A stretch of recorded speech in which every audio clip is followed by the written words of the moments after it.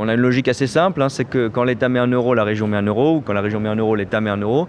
Donc dans ce contrat de plan État-région pour les 5 années qui viennent, 2023-2027, l'État s'engage à hauteur de plus de 330 millions d'euros, 337 pour être très précis.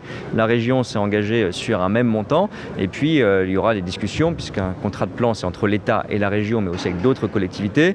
On n'a pas encore les montants finaux, parce que ce sont aux autres collectivités de le dire, mais on est déjà à 700 millions d'euros quand on additionne les contributions de l'État et de la région. Et donc on sera sans doute pas loin en effet sur 5 ans d'1 milliard d'euros d'investissement supplémentaires dans les transports. Et je le dis, ça s'ajoute à des autres programmes qui sont au bénéfice de Marseille, de la métropole ou de la région. Je pense évidemment à la ligne nouvelle Provence-Côte d'Azur, où il y a des financements de l'État, de la région et des collectivités. Rien que l'État, sur la période qui nous intéresse, de 2023 à 2027, c'est plus de 400 millions d'euros en plus du contrat de plan État-région. Et puis je ne parle évidemment pas, on y reviendra, le président de la République lui-même y reviendra, du plan Marseille en grand, qui de manière plus localisée sur Marseille et la métropole, ajoute aussi un effort considérable qu'a porté le président depuis 2 ans sur les transports et dont je vais suivre aussi l'avancement. Donc on a des efforts dans les mobilités, dans les transports qui sont considérables. Je prends juste quelques exemples sur le contrat de plan État-région. Priorité au ferroviaire, c'est presque la moitié des crédits qu'on va mobiliser avec la région.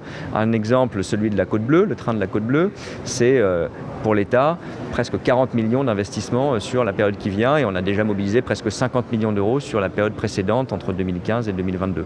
Donc vous voyez, c'est des exemples très concrets. Je n'ai pas parlé tout à l'heure, mais le fret fait aussi partie, le fret ferroviaire, des gros investissements qu'on mène. À Avignon, on va investir sur le pôle multimodal.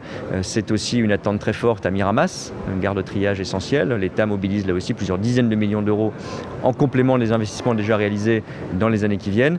Donc on a des projets principalement ferroviaires, mais aussi routiers. Je sais que sur la ligne Fos-Salon, c'est une priorité très forte que le président Muselier a relayée. Et donc l'État va financer un certain nombre d'études et d'acquisitions dès cette génération de contrats de plan.